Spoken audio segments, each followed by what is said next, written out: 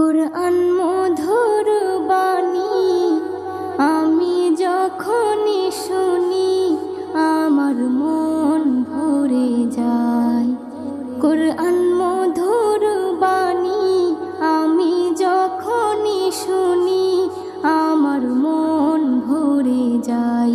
শোনো মুমিন মুসলমান, পড়ে দেখো না কুরআন, কত শান্তি পাওয়া যায়।